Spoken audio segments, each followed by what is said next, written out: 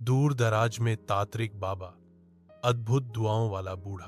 तातारिक बाबा जहां जाता, लोग उसके आगे झुकते, क्योंकि वो मुश्किल में फांसे लोगों की मदद करता और अल्लाह का नाम लेकर उनका गम हल्का कर देता। उस दौर में एक हसीन और तन्हा रानी मालवती रहती थी। उसका शौहर यानी बादशाह कई सालों से जंग में गया था और वापस न आया। महल बड़ा था, दौलत बहुत थी, लेकिन रानी का दिल वीरान था। तन्हाई उसकी जिंदगी का हिस्सा बन चुकी थी। एक दिन रानी ने दरबारियों से सुना कि तातारिक बाबा शहर आया है। उसने सोचा कि बाबा से मिलकर कुछ तसल्ली हासिल होगी। जब रानी तातारिक बाबा से मिली तो अपनी सारी हालत बयान की। बाबा, मेरे पास सब कुछ है, लेकिन दिल का चैन खो गया है। न कोई हमराज है, न कोई साथी।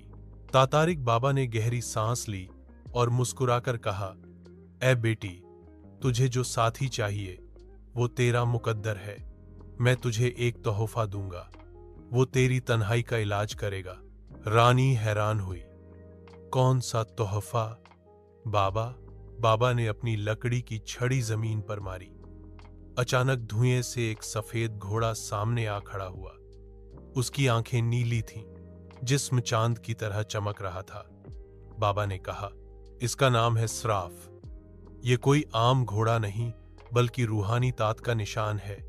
ये तुझे तन्हाई से बचाएगा, तेरे दिल का साथी बनेगा। रानी ने स्राफ को देखा तो उसका दिल बहल गया।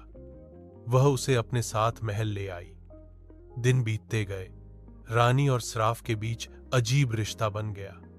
वो उससे बातें करती, उसके पास बैठती, यहां तक कि उसका खाना पीना भी उसी के साथ बांटने लगी। दरबारियों ने नोटिस किया कि रानी अब महल की महफिलों से कम और अस्तबल से ज्यादा लगाव रखने लगी है, मगर किसी की हिम्मत न थी कि उससे कुछ कहे। एक रोज रानी ने तातारिक बाबा को बुलाकर कहा, बाबा, दिल की हालत अजीब हो गई है। मुझे लगता है स्राफ सिर्फ घोड़ा नहीं, मेरी रूह का हिस्सा है। बाबा मुस्कुराए और बोले, जब रूहें मिल जाती हैं तो जिस्म की हदें मायने नहीं रखती। अगर तेरा दिल कह रहा है कि यही तेरा हमसफर है, तो ऐ बेटी, अपनी राह चुन ले।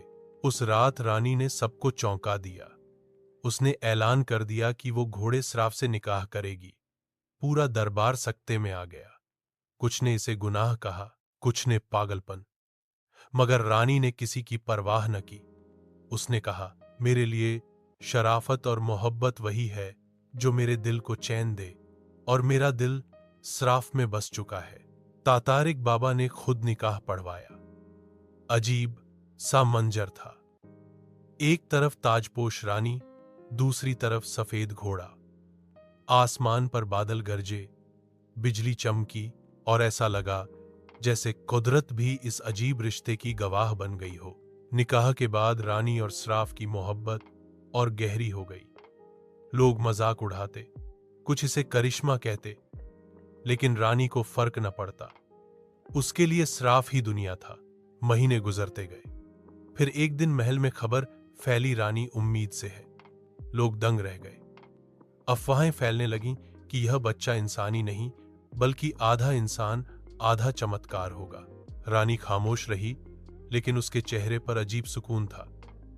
उसने कहा, यह मेरी मोहब्बत की निशानी है। वक्त आया और रानी ने एक बेटे को जन्म दिया।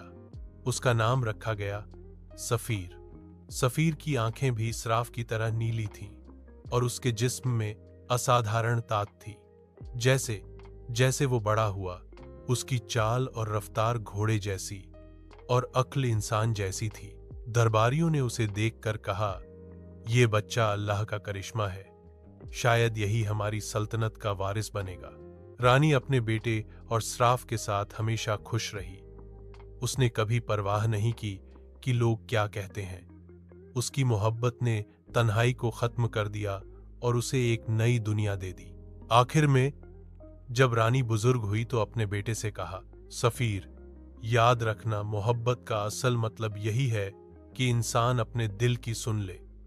लोग चाहे कुछ भी कहें, अगर दिल सुकून पाए तो वही हकीकत है।